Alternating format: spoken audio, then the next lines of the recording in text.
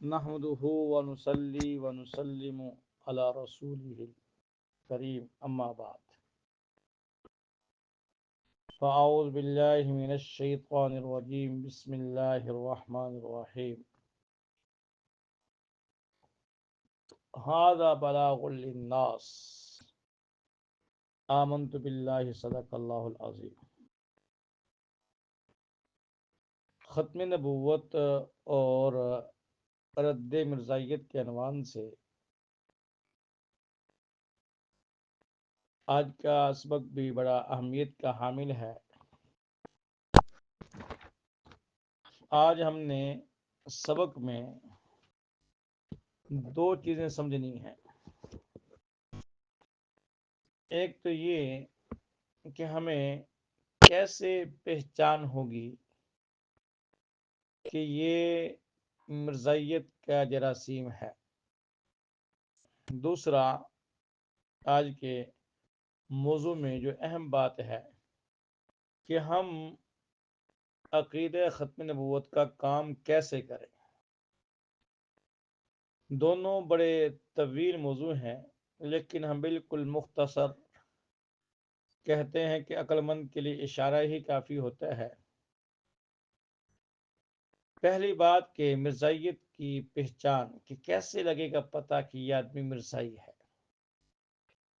یاد رکھیں دنیا میں ہر چیز کی پہچان ہو جاتی ہے لیکن مرزائیوں کی پہچان نہایت پیچیدہ اور مشکل مسئلہ ہے.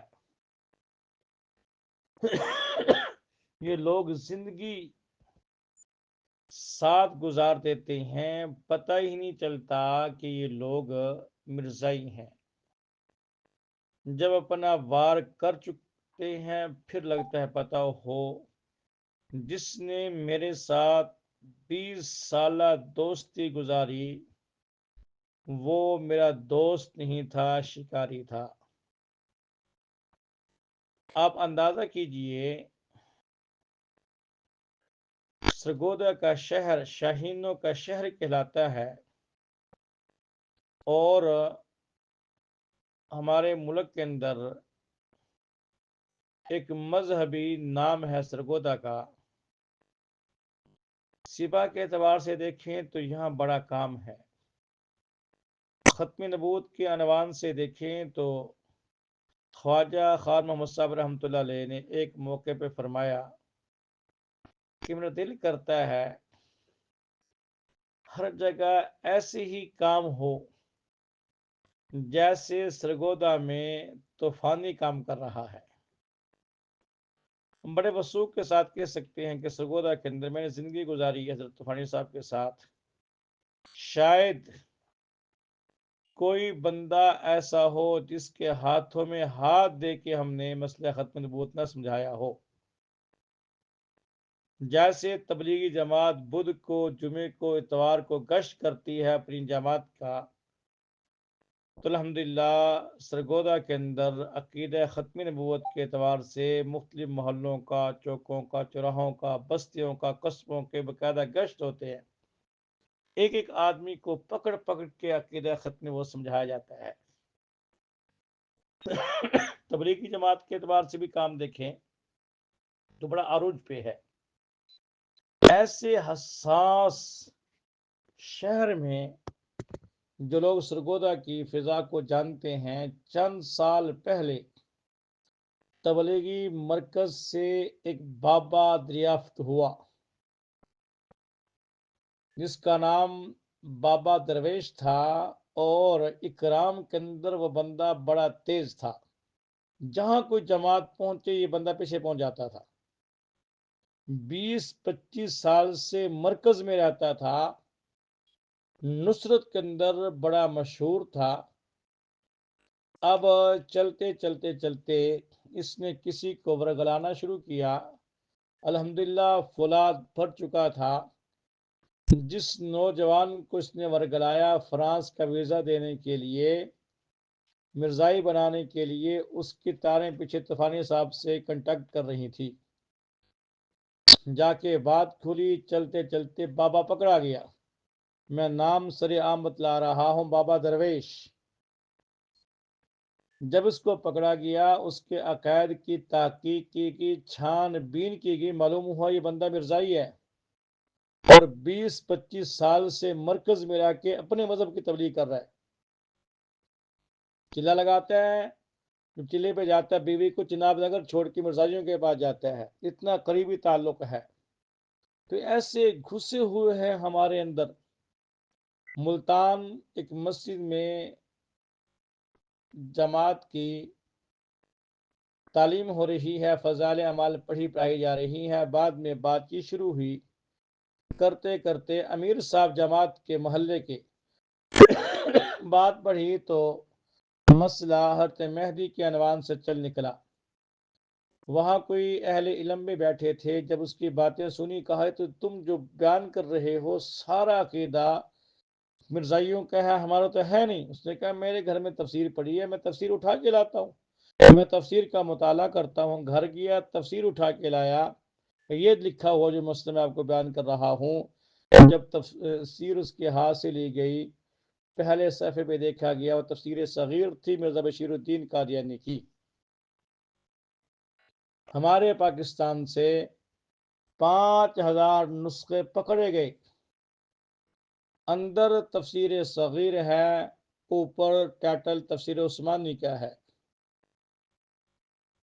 یوں تفسیر عثمانی کے نام پہ تفسیر صغیر کو معاشرے میں عام کیا جا رہا ہے، اپنے عقیدے کو پھیلایا جا رہا ہے۔ سرگودا وہ شہر ہے کہ جس کے بعض چکوک میں اس کے انٹر ہوتے ہوئے بھی بورڈ لگا ہے، باہر نکلتے بھی بورڈ لگا ہے کہ اس گاؤں کے اندر مرزائیت کا داخلہ ممنوع ہے۔ کئی جگہ پہ ہم نے کورس رکھا، میں باقاعدہ کورس وہاں بڑے احباب کو جو 20 سال 25 سال سے بڑے نوجوان طبقہ اور بڑی عمر کے لوگ تھے، ہم نے کورس رکھا، شاید دسمبر کی چھٹیاں تھی، تو وہاں ایک ہمارے ابھی الحمدللہ حیات ہیں، اللہ ان کی عمر میں برکت عطا فرمائے، تبلیغ جماعت سے منسلک رانا ذوالفقار صاحب ان کا نام ہے۔ انہوں نے اپنی کارگزاری اس جن کا باہر کا سفر ہو چکا تھا، میں ان کی کارگزاری کاغذ پہ لکھوا لی تاکہ میرے پاس سند رہے۔ انہوں نے کارگزاری میں بتلایا کہ ہم کسی ریاست میں گئے، اب مجھے نام بھول گئے، شاید کاغذ دیکھ کے یاد آ جائے، تو جب ہم اس ریاست میں پہنچے تو ہمارا استقبال کیا گیا ایئرپورٹ پر کہ پاکستان سے ہمارے احمدی بھائی ہمیں ملنے کے لیے آ رہے ہیں۔ ہم نے کہا کہ ہم تو احمدی نہیں، ہم تو محمدی ہیں، کیونکہ مرزائی اپنے آپ کو احمدی کہتے ہیں جو نہیں کہنا چاہیے۔ بہرحال اس نے کہا کیا پاکستان احمدیوں کا نہیں؟ یہ 20 سال غالباً عرصہ ہو گیا اس وقت کی کارگزاری۔ اس وقت یہ آپ کے واٹس ایپ کا زمانہ نہیں تھا، انٹرنیٹ اتنا عام نہیں تھا۔ اس نے کہا پاکستان ہمارے احمدیوں کا نہیں؟ تو بتلایا کہ جناب والا 1974 میں پاکستان کی قومی اسمبلی نے مرزائیوں کو کافر قرار دے دیا ہے، تم کس احمدیوں کی بات کرتے ہو اور کس اپنے ملک کی بات کرتے ہو؟ چلتے چلتے بات یہ کھلی کہ پاکستان کے مرزائی اس ریاست میں پہنچے اور کہا کہ ہم مسلمان ہیں، اسلام کے نمائندے ہیں، پاکستان ہمارا ملک ہے، یہ ہمارے عقائد ہیں، یہ مرزا صاحب ہیں، یہ اس کی کتابیں ہیں۔ تو پوری ریاست وہ مرزائی ہو چکی تھی۔ اس ایک جماعت کے تگودوں نے کوشش نے وہاں کا جو ریاست کا ذمہ دار تھا اس سے بات کی، پھر اس نے تحقیقات کی، پاکستان کے یہاں سفارت خانے سے رابطہ کیا، باقی جتنے اس کے تعلقات تھے ان سے اس نے یہ معلومات اکٹھی کی کہ یہ لوگ ہمیں دھوکہ دیتے رہے۔ الحمدللہ اس ایک جماعت کی برکت سے پوری ریاست دوبارہ مسلمان ہوئی۔ تو یہ لوگ اس طرح ہمارے اندر گھس کے ہمارے ایمان کو لوٹتے ہیں، ہمارے مسلمانوں کو مرزائی بناتے ہیں۔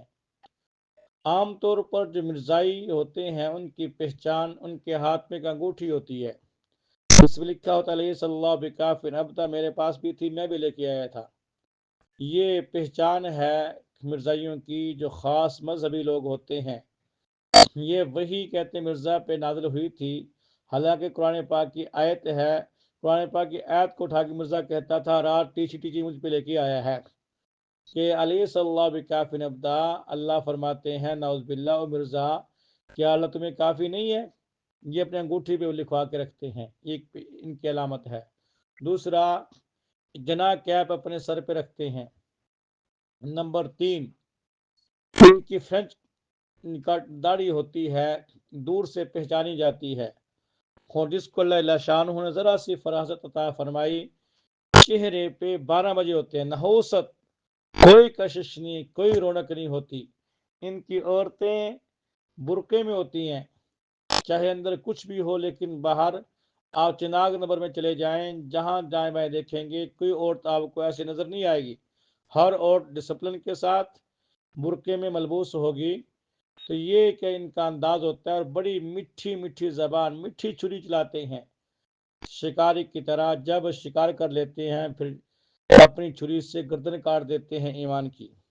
تو یہ مرزائیوں کی چند بنیادی علامتیں اور پہچان ہیں، اور خاص طور پر ہومیوپیتھک کے ڈاکٹر کے عنوان سے یہ لوگ چکوک میں، دیہاتوں میں جہاں غریب طبقہ مسلمانوں کا آباد ہوتا ہے، وہاں یہ اپنا کام کر رہے ہوتے ہیں۔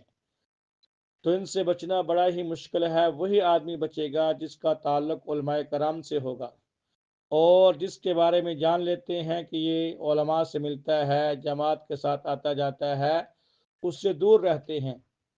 کافی عرصہ میری خط و کتابت رہی ایک مرزائی مبلغ کے ساتھ، میں نام نہیں لیتا کہ ریکارڈ پہ نہ آ جائے۔ کافی عرصہ خط و کتابت کا زمانہ تھا، چلتا رہا۔ جب اس کو معلوم ہوا کہ یہ بندہ کسی مدرسے سے متعلقہ ہے، اس نے میرے خطوط کا جواب دینا چھوڑ دیا۔ تو اس لیے ان سے تحفظ کی سب سے بنیادی جو اہم آسان چیز ہے کہ اپنی عوام کا تعلق علماء کے ساتھ جوڑا جائے۔ جس کا تعلق علماء کے ساتھ جڑ جائے گا، مرزائی اس پہ حملہ کرنا چھوڑ دیں گے۔